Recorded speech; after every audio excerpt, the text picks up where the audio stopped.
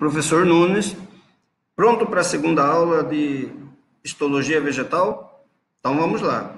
Mas antes gostaria que vocês apertassem o sininho de notificação, tá certo? E no final da aula, se você gostou da aula, dá um likezinho para que nós possamos continuar com esse projeto, beleza? Vamos falar aqui sobre a histologia vegetal. Lembram que a primeira aula nós tratamos sobre a célula vegetal. Eu fiz alguns comparativos entre célula vegetal com a célula animal, mas nós falamos de algumas organelas que quase que exclusivamente faz parte dessa célula vegetal. Então, vocês provavelmente assistiram essa aula, se não assistiu, volta na primeira aula, para que vocês possam entender agora a histologia vegetal. Beleza? Combinado? E hoje, especificamente, nós vamos falar somente sobre o meristema primário. Na próxima aula, nós falaremos do meristema secundário. Então, vamos lá, vamos dar sequência aqui nessa aula, para que vocês possam sair daqui extremamente apto para fazer a prova do Enem. Beleza? Então, lá, os tecidos vegetais podem ser divididos em dois grandes grupos. Beleza? Lembram que tecidos, a área que estuda o tecido, é a área que nós chamamos de histologia. Então, se eu comparar os tecidos vegetais com os tecidos animais, os tecidos vegetais passam a ser muito fácil. Você fala, mas por quê, professor? Simples, pessoal. O tecido animal, né, ele trata de são tratados 4 tipos de tecidos. O tecido que nós chamamos, no caso dos tecidos animais, nós temos o tecido conjuntivo, o tecido epitelial, o tecido muscular e o tecido nervoso. O tecido vegetal não, só tem 2. É o tecido meristemático e o tecido adulto. Então é muito fácil, é simplesinho, não tem dificuldade, não tem bicho de 7 cabeças aí. Beleza? Então vamos dar sequência aqui para ficar fácil para vocês. Os meristemas são tecidos constituídos por células indiferenciadas. Ah, professor, o que significa isso? Células indiferenciadas são células que não têm função no vegetal. Eles são células jovens, células que surgiu de um processo embrionário, tá certo? E não passou por uma formação. E se elas são células indiferenciadas, observam lá, ela tem uma grande capacidade de divisão celular, que eu chamo isso de mitose, tá certo? Então, conforme essa plantinha for crescendo, essas células vão passando por um processo de formação, aí elas vão se tornando uma célula adulta. Então, células meristemáticas, gravem, pessoal, ela é uma célula indiferenciada, células que ainda não exercem determinadas funções no vegetal. Beleza? Então, vamos ver. Você fala assim, professor, se elas são essas células meristemáticas, quais são as características que ela apresenta? Quais são as características para ela ter um poder de mitose imenso? Tá certo? Quais seriam essas características? Primeira coisa que vocês precisam saber, as células meristemáticas, elas precisam ser pequenas. Se ela fosse uma célula grande, atrapalharia muito o processo de divisão mitótico dela. Uma outra característica que vocês precisam atentar é que se ela faz um processo de mitose intenso, ela precisa ter uma parede celular, que é constituído lá por celulose que nós vimos, uma parede celular fina, delgada. Imagina só, se essa parede celular ela fosse uma parede espessa, atrapalharia muito a divisão celular. Correto? Então, as células meristemáticas são células pequenas e apresentam uma parede celular delgada, ou seja, uma parede celular fina. Outra característica das células meristemáticas é o fato dela ter um núcleo volumoso, porque quem controla todo o metabolismo da célula é o núcleo, e geralmente esse núcleo está centralizado. Beleza? Então, muito atento para essas características. Aí você fala só isso, professor.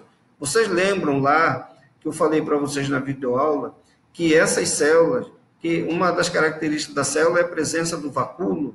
Muito bem. Os vacúolos no tecido, nessa célula meristemática, nesse tecido que vai formar esse tecido aqui, ele tem que ter vários vacúolozinhos no citoplasma. Para quê? Para facilitar. Você imagina se ele tivesse um vacúolo muito grande no citoplasma, a dificuldade que essa célula teria para dividir em duas. Então, o fato dela ter muitos vacúolozinhos no citoplasma ajuda e muito essa divisão celular. beleza? Então, ela tem no citoplasma a presença de muitos vacúolos pequenos. Então, pessoal, cuidado com essas 4 características que eu coloquei para vocês. Lembram que as células meristemáticas, elas são células pequenas, apresentam uma parede celular delgada, o núcleo volumoso, geralmente centralizado, e apresentam muitos vacúolos pequenos. Correto? Uma outra característica, por fato dela fazer muita mitose, é o fato dela estar sempre justaposta umas às outras. Não tem muito espaço extracelular entre essas células. Está aqui a imagem de uma célula meristemática para vocês. Observam lá, ela tem aqui o núcleo, geralmente é o núcleo grande, centralizado, a presença de vários vacúolozinhos que, quando ela se tornar um tecido adulto, esses vacúolos eles irão se fundir, formando um vacúolo imenso, empurrando o núcleo para próximo da membrana plasmática. E outra característica dessas células meristemáticas é a parede celulósica, que é delgada, é uma parede fina. Essas características permitem que um tecido meristemático, ou seja, essas células meristemáticas, façam uma mitose intensamente no vegetal. Aí você fala assim, bom, se ela está fazendo mitose, é porque está aumentando o número de células. Exatamente isso. O tecido meristemático tem uma função de crescimento do vegetal em comprimento e também em espessura. Então, para uma planta crescer e para ela ficar espessa, ela precisa ter um processo de mitose intenso. Beleza? Então, a primeira coisa que nós vamos ver aqui é exatamente o tecido meristemático primário. Então, nós temos aqui, ó, lembram disso, o tecido meristemático é dividido em 2 tipos de tecidos, correto?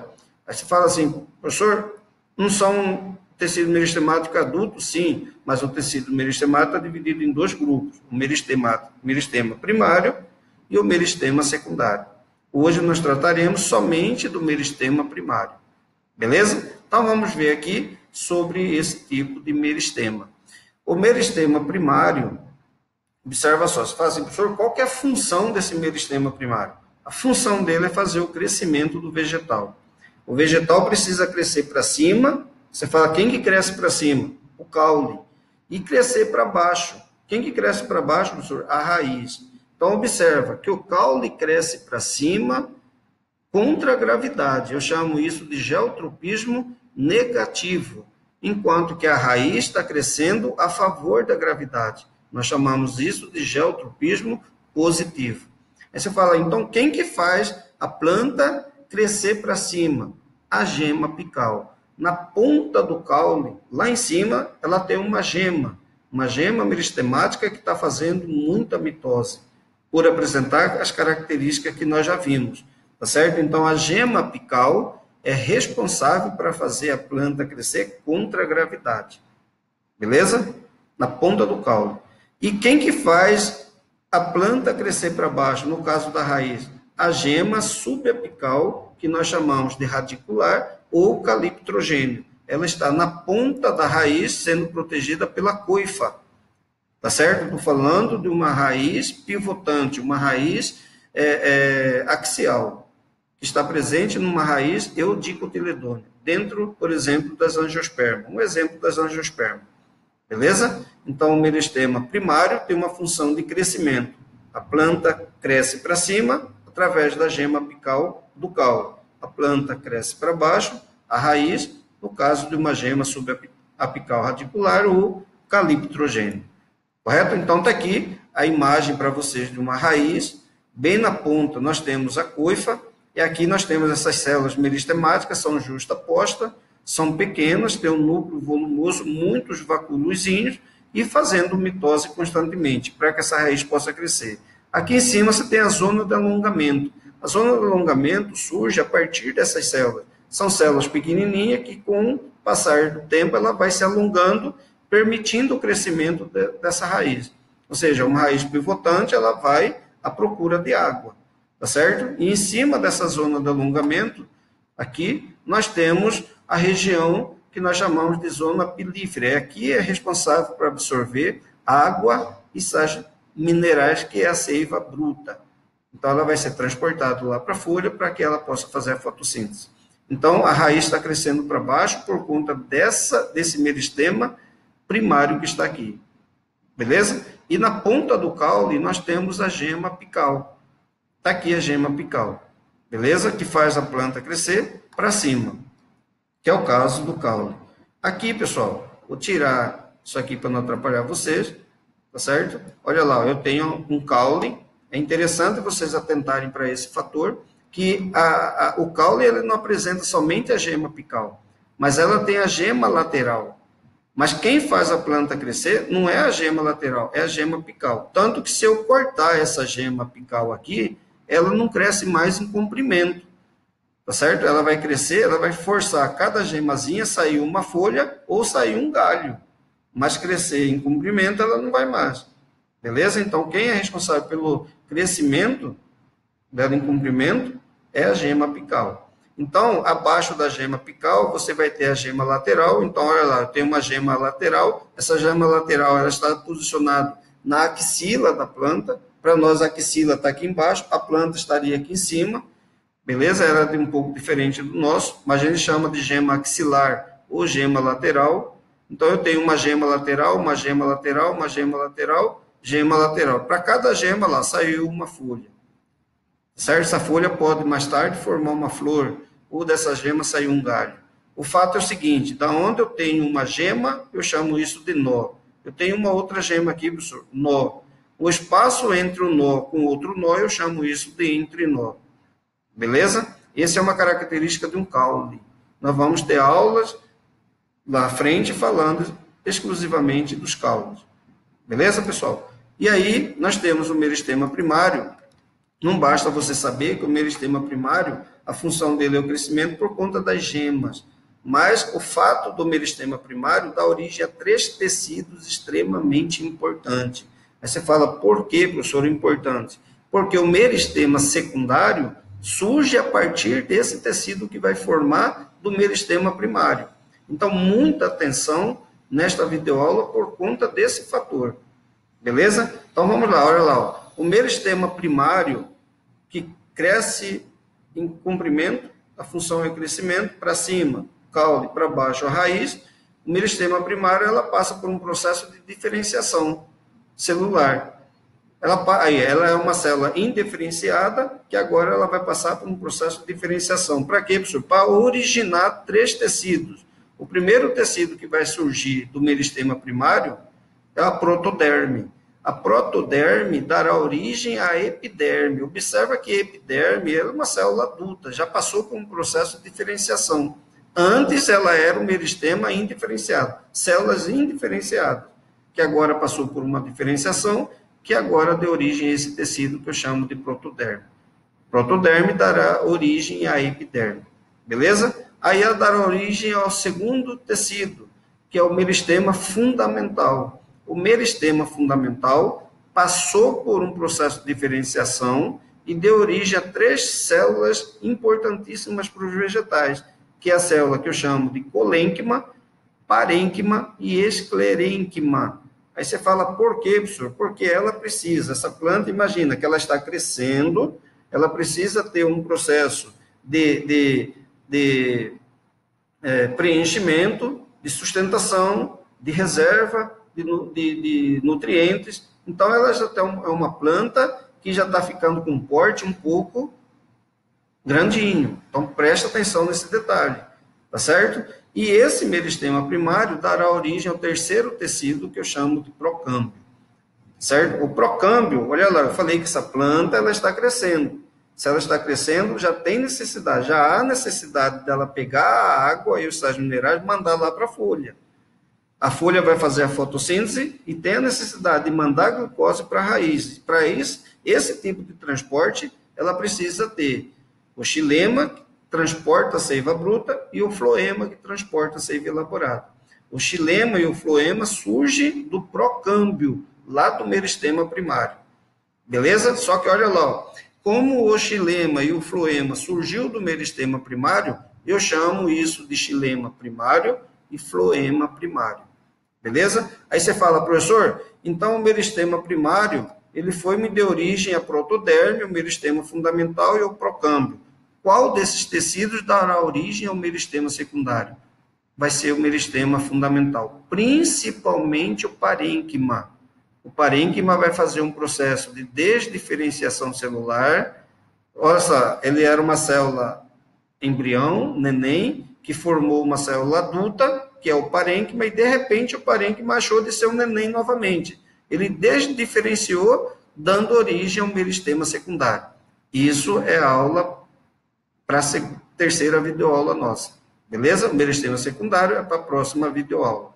Então, meus queridos, vamos fazer aqui alguns exercícios sobre o meristema primário para ver se fixou legal na cabecinha de vocês. Correto? Então, vamos tirar isso aqui, para não atrapalhar. Vamos colocar um pouco aqui embaixo.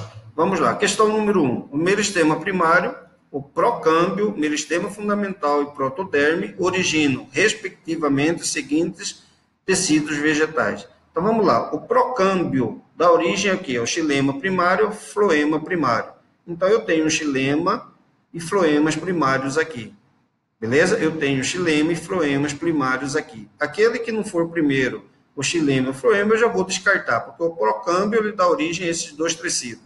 Então, a letra A, a letra C e a letra E, eu já vou descartar essas alternativas. O meristema fundamental dá origem ao parênquima, ao colênquima e ao esclerênquima. Então, vamos ver a letra B. Olha lá, ó. Xilema e floema, epiderme. Epiderme quem dá origem é protoderme. Então, essa letra B está errada. A letra D tem que estar certa. Olha lá. Xilema e floema surge do procâmbio. O parênquima, colênquima e esclerênquima surge do meristema fundamental. E a protoderme dá origem à epiderme. Então, a alternativa correta dessa questão tem que ser a letra D. Beleza? Fica fácil. O que eu expliquei para vocês é só prestar atenção que não tem como errar no Enem. Vamos ver a segunda questão aqui. Fala o seguinte: entre as características a seguir, marque aquela que não é encontrada em uma célula de tecido meristemático. Vamos ver qual dessas alternativas não é encontrado, então, na célula meristemática. Então, vamos lá. Citoplasma denso. Núcleo grande. Tem? Beleza. Parede secundária espessada. Tem? Não tem. Para ela ser um tecido meristemático, tem que ter um citoplasma denso, um grande núcleo, células embrionárias, pequenos vacúolos, e ela não pode ter uma parede secundária espessa. Sabe por quê, professor? Porque se for espessa, ela não consegue fazer mitose. Essa parede tem que ser delgada, fininha. Do contrário, ela com uma parede espessada vai ser extremamente difícil o processo de mitose. Então, a alternativa aqui tem que ser a letra C. Beleza? E aí, meus queridos, vamos ficar aqui nessa aula e até a próxima aula, se Deus quiser. Se você gostou, dá um likezinho. Até a próxima aula.